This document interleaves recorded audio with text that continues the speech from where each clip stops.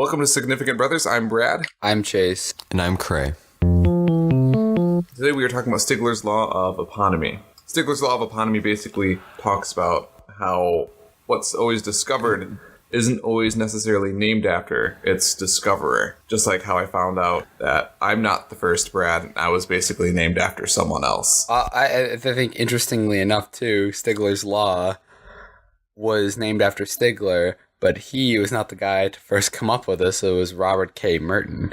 I was kind of hoping that he was going to be the original finder of this idea, and it was going to be really ironic. But nope, he's just his own case of himself. I was going to say, it turns out that's not ironic, yeah. Yeah, and the other guy who did discover it, it would have been interesting if no one had actually come up with that idea before, so Stigler just names it after some random guy just to prove his point, even though he contributed nothing to the field. It's like, and it's named after my cat, Jeff. No, the reasons why I wanted to do this is I was trying to think of a reason to talk about another topic that actually isn't covered by this. I thought it was going to, and it wasn't, so I'm saving that one for a different time. I was kind of hoping to find something really dramatic naming rights issue, but I couldn't. But I think at least the one I'm going to talk about, I still think it's an interesting theory or set of tests that I think is very relevant to today's society. So I was like, I could talk about that. It's called the Bechdel Test. I'm not familiar with it. What is the Bechdel Test? Okay, I was honestly like, they're going to know what the Bechdel Test is, and it's going to be bad. Because I haven't heard of the Bechdel Test. Had you heard of the Bechdel Test prior to this? I had, yeah. Mostly because, I took a communications theories class in college, so maybe that's just why I thought everyone knew it. At its core, the Bechdel Test is not a women's rights thing, but it's just it tests for sexism and feminism in movies. It first came out in a 1985 Alison Bechdel comic strip called Dykes to Watch Out For. Oh. Yeah. And the strip was titled The Rule, in which two women who resemble future characters that aren't pertinent to this podcast at all discuss seeing a film. And one of the women are like, I only go to films if they satisfy these following requirements. The movie has to have at least two women in it. They both have to talk to each other. And it has to be about something other than a man. And apparently a lot of movies don't fit these requirements. So it has other names like the Bechdel-Wallace test, which Bechdel prefers because she was influenced by her friend, who was also a karate training partner, fun fact, called Liz Wallace. And it was Liz's idea, so she put it in a comic, and then Bechdel got famous for it. So Wallace is the original inventor of it? The reason she invented it, did she publish it in some way, or did she just bring up the idea one time? She kind of brought up the idea, it was, I guess, if anything, it would fall under Creative Commons copyright. But it's been something she's the assumed creator of this, even though she's not. So Bechdel put it in his or her comic strip? Her comic strip. Her comic strip. Oh, so that, okay. No, definitely. It was originally meant to be, quote, a little lesbian joke in an alternative feminist magazine. But then it moved into mainstream criticism in the 2010s and has been described as the standard by which feminist critics judge television, movies, books, and other media. Really? See, now that you mention it, I have heard of something similar where it's you do the female characters, if they don't interact, it's kind of very not female centered at all. There's another way of kind of what you're saying, Chase. And it's called the sexy lamp test. Oh, that's what I've heard of. Yep, and basically, if you can replace your female character with a sexy lamp and the story still basically works, maybe you need another draft. I was gonna say, I wonder if you could argue if you could say, Captain America is about a man, or is it about the idea of justice or something like that? It's could you make that argument? When someone was doing the report on this in college, they were doing this whole thing, and I posed the question, is it always necessary that a movie needs to pass the Bechdel test? And I don't think it is. I think as a general movie, making a rule, this is a very good thing to have, and it shouldn't be something you're doing just to hit a quota. But she's like, no, it can still be a good movie if it doesn't pass the test. And I'm like, no. It's not what I'm asking. I'm asking, is it necessary that a movie needs to pass this thing? Because some stories like shoehorning a woman in there wouldn't necessarily be good. 127 Days, where it's just Jim Carrey, James Franco, stuck under a rock. It's just him. It doesn't pass the Bechdel test. But it doesn't need to pass the Bechdel test because... So, like, some people, they protest movies that don't pass the Bechdel test. And it's like, I understand why. But that the Bechdel test shouldn't be your only reason for not seeing a movie. Well, and to be fair to, I guess, 127 hours... yes. Well, if it was a woman in the place of James Franco's character, it also wouldn't pass the Bechdel test. That's true. Maybe just that it is an arbitrary guideline that I think people feel more comfortable if, not every movie is just centered around men, but I can see also where it is irrelevant per maybe a genre of movie. I mean, everything has its exceptions. Yeah. I think everything should, it's like, especially in social theories and communication theories and stuff like that, there should be the point where, this can be broken and it's okay. Like, no theory is completely perfect. It's not like we're breaking the laws of physics here, and that's just revolutionary and terrible. It's like social theories, communications, I think they should have their place where they're allowed to be broken. But it was just it's a simple example of Stigler's law that was really interesting. And it wasn't nefarious. It was just they didn't even want this named after them. It was bequeathed to them. What I decided to research was the Kasiski examination. Like most of these things in Stigler's law of eponymy, it has nothing to do with copyright. I thought it would because of like two people claiming that you think it'd be so dramatic. Yeah, and it's I guess almost by pure coincidence that two brilliant people might come along the same thing. Anyway, so mine's about cryptography. This idea that Charles Babbage, who was a mathematician and a cryptographer, and he was just doodling around one day, helping his nephew with a cryptography problem. I'm going to back up.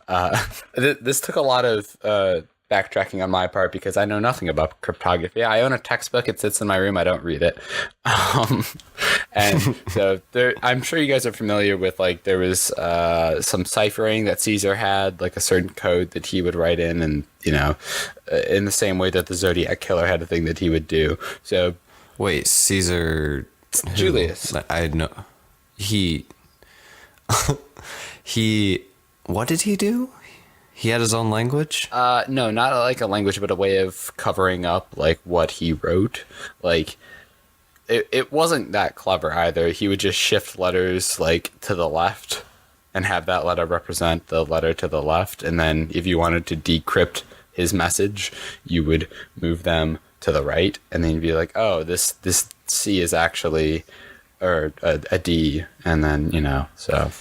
okay. Or we do it like 2 or whatever. So it wasn't that, like, that's on the very like smallest level of cryptography, but that's what he did.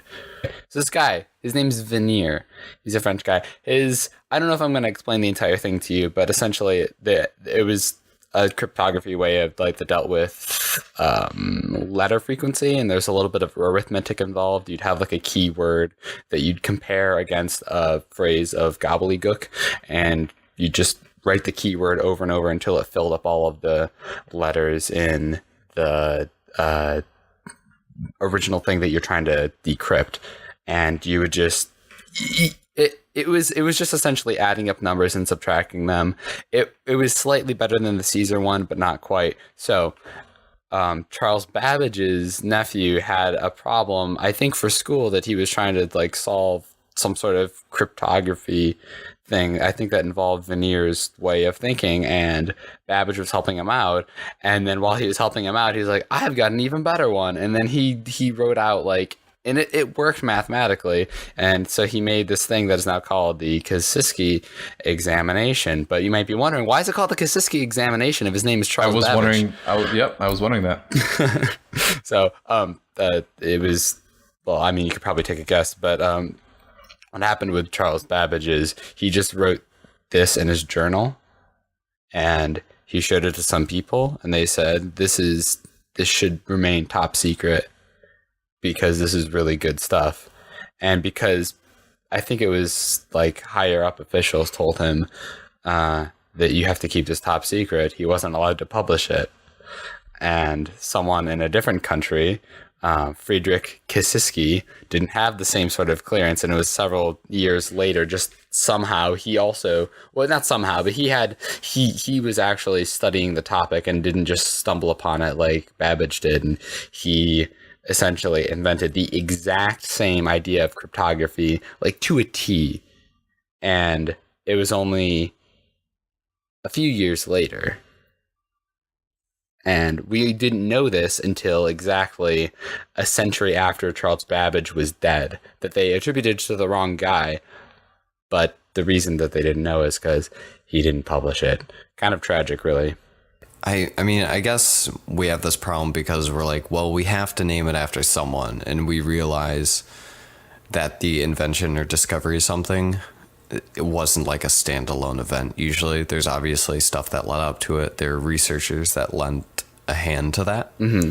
But you have to name it after someone. You know, sometimes you're just like, yeah, we may as well name it after this person. Why not? Yeah, if you're like trying to rip off someone's work. But it's like when the idea that if you had a bunch of monkeys in a room typing on typewriters, eventually one of them will come up with Hamlet. And I think maybe like you could argue that how do we know that that's not how William Shakespeare came up with Hamlet? And if that's the case, shouldn't the actual author of all of his works, or at least Hamlet, be called William Apespeare? It's like, America wasn't named after Christopher Columbus, who discovered it. The sole proprietor of America Discovery. No. That's true. The Native Americans weren't even named after themselves. They were named after someone else named America. Great. What did you research for this subject? I researched the Bowie knife. So if you Google the Bowie knife, it's just this sort of long hunting looking knife. Costs like $30 or something. It's a long knife with a blade that's double-edged at the point and a little bit curved. Have you guys ever seen a Bowie knife or heard a Bowie knife? Yeah. So Russell T. Johnson, an Arkansas culturist and researcher, said the Bowie knife, must be long enough to use as a sword, sharp enough to use as a razor, wide enough to use as a paddle, and heavy enough to use as a hatchet. Man, so you could get really kinky with that then. Just in case you're at the cricket pitch and you forgot your bat, you can use your Bowie knife. But you also know that bowler is kind of a dick, so you want to stab him afterwards. In 1827, on a sandbar in Mississippi, Samuel L. Wells III and Dr. Thomas H. Haddox were about to engage in a duel. It's the normal kind of duel with all the formal rules. You bring your seconds, you bring your doctors, and then you bring, I guess, everyone else who you want to witness it. Jim Bowie was backing Samuel Wells III, and Bowie's nemesis, Norris Wright, was backing Dr. Haddox. So since this is a very formal affair, they did the whole 10 paces and then shoot at each other or count to 10 or whatever they do. So the first time they fired and they missed. So they waited a while and then they did it again. So they do the whole 10 steps and then they missed again. So they resolved this like any normal people would solve it. They shook hands and forgot about the whole thing. Oh, good. What? Did they miss each other's handshakes? No, they managed to get that one. Good. But a brawl between the two parties ensued afterwards. It wasn't really instigated by the two people who dueled, but I guess the other two people were like, I came here for a fight, so, I'm here to kill someone today. So shots were fired, knives were drawn, fists were thrown, and amidst this chaos, Jim Bowie was shot and hit over the head with a pistol so hard that it broke. Wow. So he's on the ground, and his nemesis, Wright, pulls out his sword cane and stabbed Bowie in the chest. But when I was reading about this, it said, luckily, the sword was caught by Jim Bowie's sternum, which I was thinking, that's not really caught by anything. That's like, no, he just got stabbed. But while Wright was attempting to pull the blade out of his chest, Bowie pulled Wright down by the shirt and disemboweled him with his abnormally large knife. And then Bowie was shot again and stabbed again, but he still survived the whole affair. Is it because of his sternum? Must have been. The sternum of steel. That's what they called him afterwards.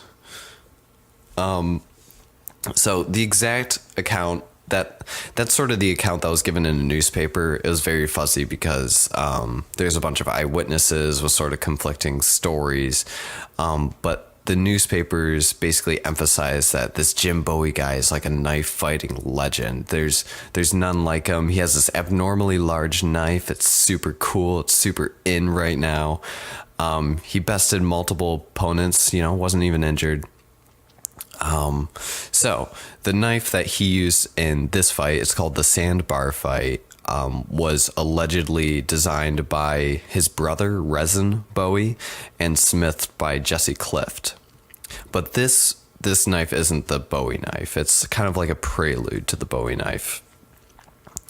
So in 1930, Jim Bowie came to the smith, James Black, with a wooden prototype of a knife that he wanted the blacksmith to design. So James Black did, but he also made this modified version with a double-edged tip, which is the Bowie knife that we think of today. The knives became really popular in the late 19th century, but interestingly enough, they weren't produced heavily in America or by Americans. They were most massively produced in Sheffield, England. They kind of knew how to market to Americans, and they even put like these etchings on it, like "Death to Traitors," "Americans Never Surrender," and the Arkansas Toothpick. What's the Arkansas Toothpick? I guess it was. I think the Arkansas Toothpick is actually a different type of knife, but it's. I guess people saw that they would pick their teeth with their knives, and that's why it's called the Arkansas Toothpick. I don't know. Those English people, they're smart.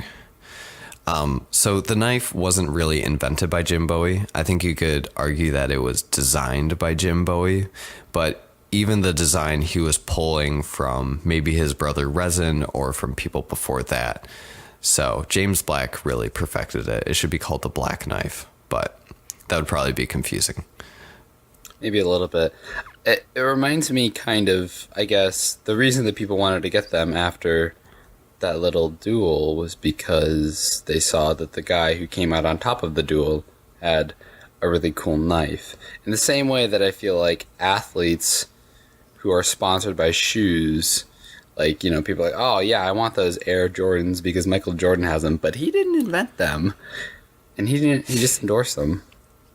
Yeah, it's just like that. You see someone you admire, you're like, I also want to kill people in a duel. So the next time someone pulls a sword cane on you, make sure you take out your Bowie knife.